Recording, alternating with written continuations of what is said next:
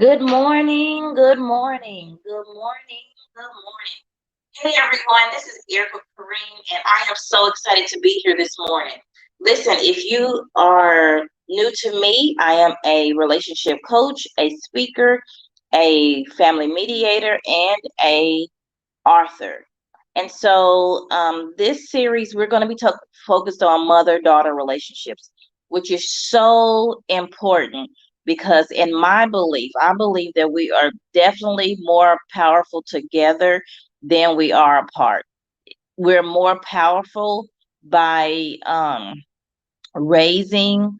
It takes a village to raise a child, but I want to go a step further and say it takes a healthy village to raise a child, not just a village. Because guess what? You can have predators in your village. You can have cancerous people in your village. So it just doesn't take a village anymore. We have to go again a step further and say it takes a healthy village to raise children, right? Or to just be in an environment of healthy people. So today we're going to be talking about why mom continued to abuse you and then have the nerve to buy you gifts to pacify you, right? Why your mom continued to abuse you and then bought you gifts to pacify you.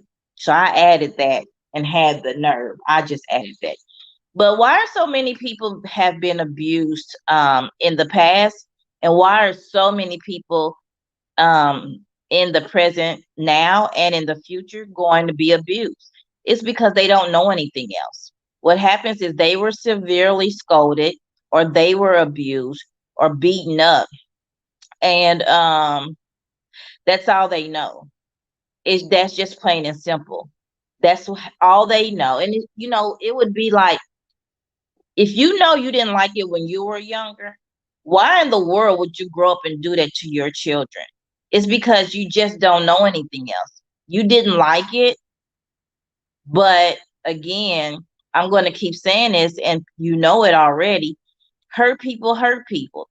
And when you don't take the time to get the tools needed to adjust your behavior, to improve the skills that you need to better yourself and the people around you, when you don't take the time to um, create an environment of love, because what you have been seeing is not love.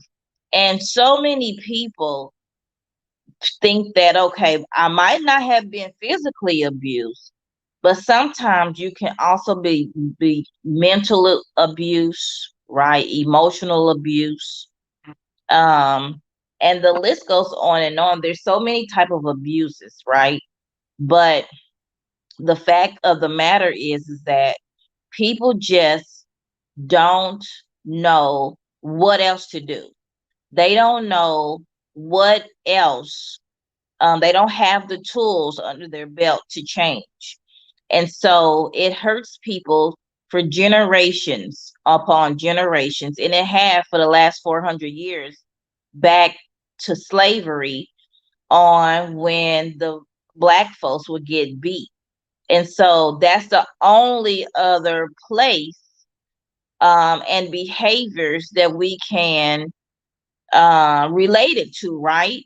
Is where else would we have learned it? So we take those behaviors where your grandparents, your great grandparents, and the great great grandparents, and all the people before them were getting abused. Well, when are you going to change those patterns? When are you going to change the behaviors and the attitudes?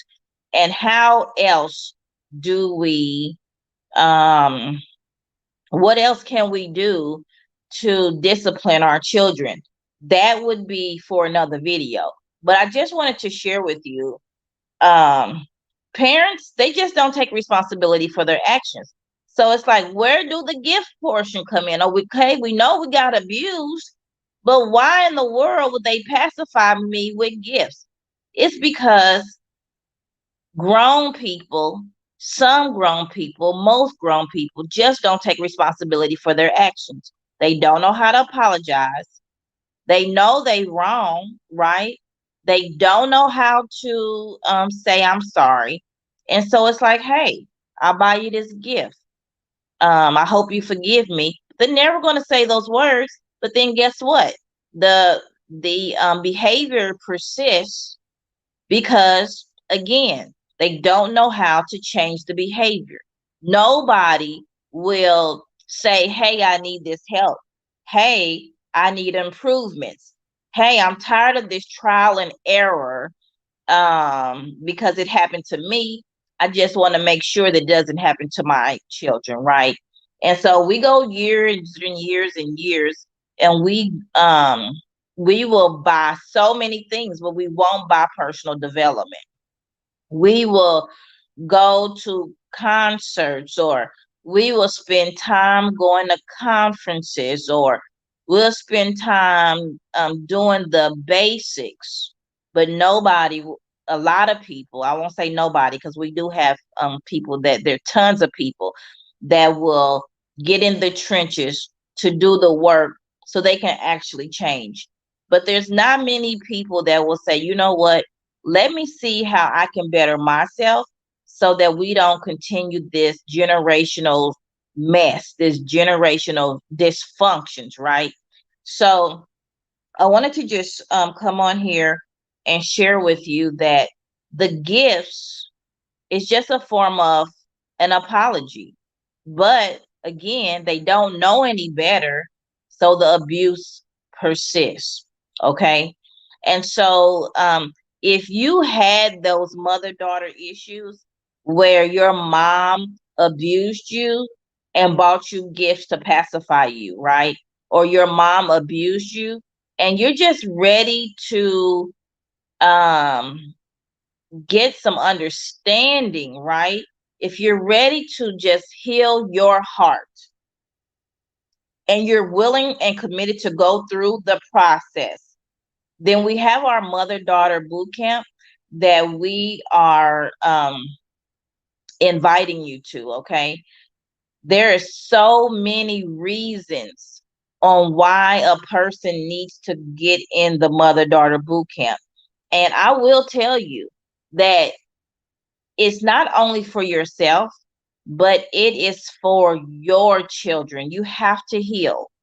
You have to heal those old wounds, and you have to just make sure that you are being the best person that you can be, a better version of who you were.